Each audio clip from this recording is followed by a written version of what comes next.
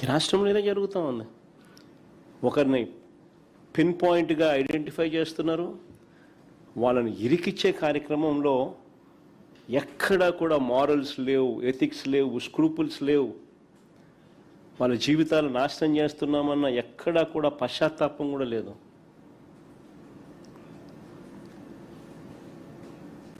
ఏ స్థాయికైనా దిగజారిపోయినా పర్వాలేదు, చంద్రబాబు నాయుడు ముఖంలో సంతోషం చూడాలి.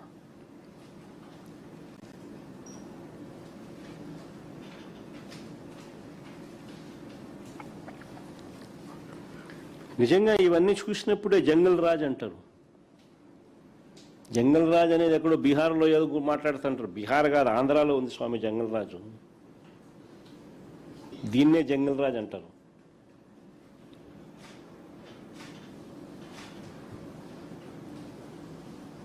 అడ్డు అదుపు లేకుండా ఏమైనా చేసేస్తాం మేము అనేదాన్నే జంగల్ రాజ్ అంటారు. చంద్రబాబు నాయుడు గారి జంగల్ రాజ్ పాలనలో బాధితులే నిందితులు అవుతారు అనడానికి ఇంకొక ఎగ్జాంపుల్ చెప్పాలన్నా రీసెంట్గా జరిగిన ఎగ్జాంపుల్ చెప్తా. బాధితులే చంద్రబాబు నాయుడు గారి పాలనలో నిందితులు అవుతారు అని చెప్పడానికి ఇంకొక చిన్న ఎగ్జాంపుల్. మొన్న మీరంతా కూడా చూసే ఉంటారు, ఉండవల్లిలో రైతుల కోరిక మేరకు మా పార్టీకి సంబంధించిన నాయకులు, మా పార్టీకి సంబంధించిన టీము రైతుల కోరిక మేరకు ఆ ఘటనకు వెళ్తే ఏం జరిగింది?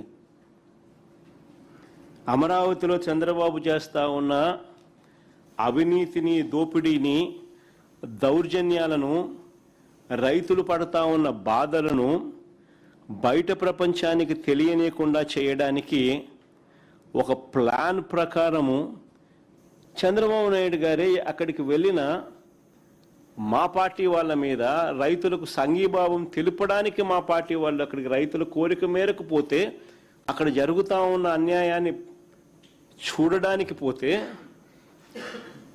వీళ్ళే దాడి చేసి బాధితుడైన మా పార్టీ వాళ్ళను నిందితులుగా చూపిస్తా ఉన్నారు. అంటే వీళ్ళే దాడి చేసినారంట. అంటే లిటరల్గా కళ్ళ ఎదుటే కనిపిస్తూ ఉంది. ఇది న్యాయం, ధర్మం అనే దానికి పూర్తిగా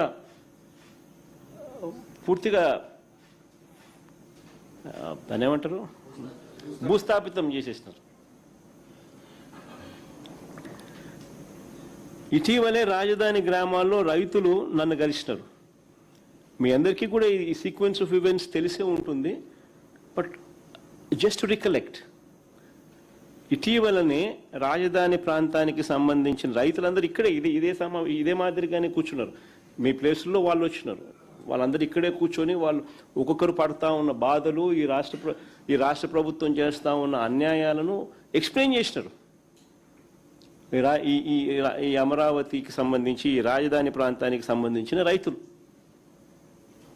నన్ను కలిసి వాళ్ళు గోడు చెప్పుకున్నారు.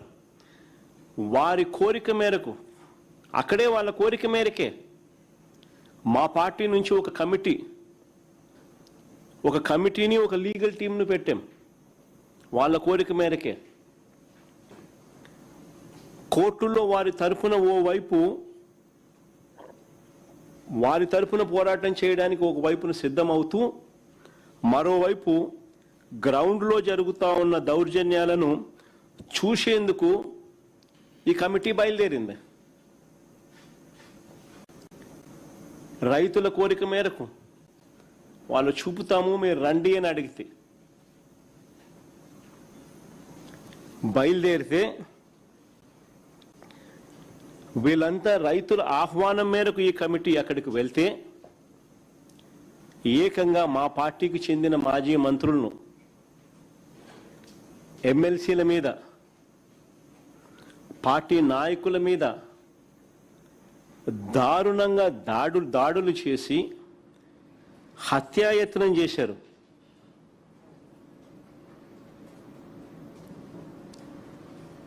కారద్దాలు పగలగొట్టారు, రాళ్ళు విసిరినారు.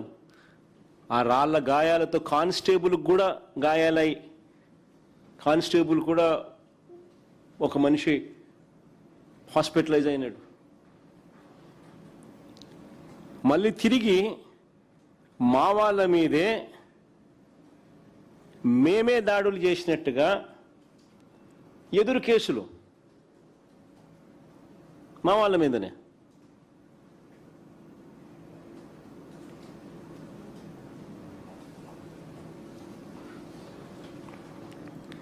నేను అడుగుతా ఉన్నా, మన కళ్ళ ఎదుటే కనిపిస్తా ఉన్నా. కొద్ది రోజుల కింద జరిగిన ఘటన మీకు ఉదాహరిస్తా ఉన్నా. ఈ 2 సంవత్సరాలలో ఇంకా చెప్పుకుంటూ పోతే ఇట్లాంటి ఇన్ని కనిపిస్తాయి, ఇలాంటి ఘటనలు. అమరావతితో పేరుతో చంద్రబాబు చేస్తా ఉన్న దారుణాలకు బలైపోతా ఉన్న రైతులకు తోడుగా నిలబడడం ఏమన్నా తప్పు అవుతుందా అని అడుగుతా ఉన్నా. అదేమన్నా తప్ప అని అడుగుతా ఉన్నా. భూములు ఇవ్వని వారిని, చంద్రబాబు నాయుడు గారికి భూములు ఇవ్వని వారిని భూసేకరణ నోటీసుల పేరుతో వేధించడం, వారి పొలాలకు వెళ్లే మార్గాలను ధ్వంసం చేయడం, ఈ రైతుల పొలాల్లో అక్రమంగా మట్టి తవ్వి దోపిడీ చేసేయడం,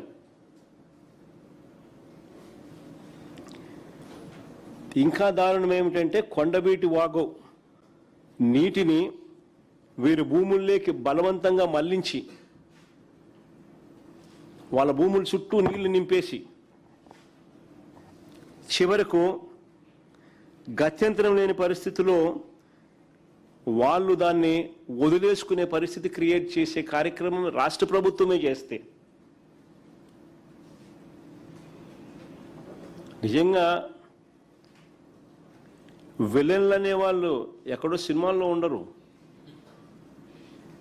చంద్రబాబు గారు రూపంలోనే ఇక్కడే కనిపిస్తూ ఉన్నారు.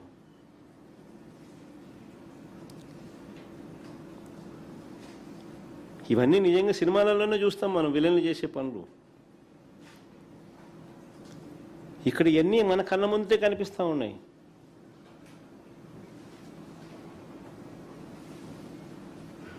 మరి ఇవన్నీ దారుణాలు కావా అని అడుగుతా ఉన్నా. దాడులకు గురైన మా మాజీ మంత్రులు, ఎమ్మెల్సీలు, మా పార్టీ నాయకులు వీళ్ళందరినీ ఏమంటున్నారు? రౌడీ షీటర్లు అంట వీళ్ళంతా. మా పార్టీ మంత్రులు, మా పార్టీ ఎమ్మెల్సీలు, మా పార్టీ నాయకులు ఎవరైతే రైతులకు సంఘీభావం తెలుపుతూ అక్కడికి వెళ్ళారో వాళ్ళంతా రౌడీ షీటర్లు అంట. దాడి చేసింది నువ్వు, కొట్టింది నువ్వు, కొట్టించింది నువ్వు, రాళ్ళేసింది నువ్వు, కారద్దారు పగలగొట్టింది నువ్వు,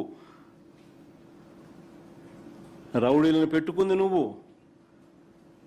మా వాళ్ళ రౌడీ షీటర్లు అంటారు. నిజంగా ఎన్టీఆర్ గారు గన బతికుంటే చంద్రబాబు నాయుడు గారిని ప్రశ్నించేంత సమయం ఆయనకు ఉండింటే ఆయన కూడా రౌడీ షీటర్ అనేందరు. ఎన్టీఆర్ గారైనా అంతే, లక్ష్మీపార్వతి గారైనా అంతే. ఎవరైనా ఆయన ప్రశ్నిస్తే రౌడీ షీటరే.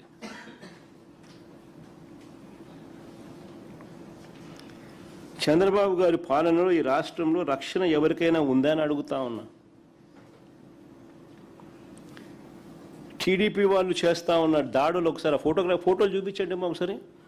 అసలు ఎవరు టీడీపీ వాళ్ళు చేస్తూ ఉన్న దాడులు అంత ప్రస్ఫుటంగా కనిపిస్తూ ఉంటే, రాళ్ళు విసురుతా ఉన్న కిరణ్, టీడీపీ గుండా రాయపూడి కిరణ్. కానీ నెక్స్ట్ ఫోటో మామ, ధ్వంసమైన కారు,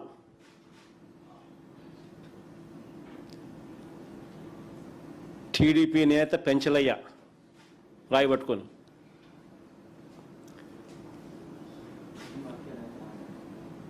మట్టి మాఫియా నేత నాగరాజు,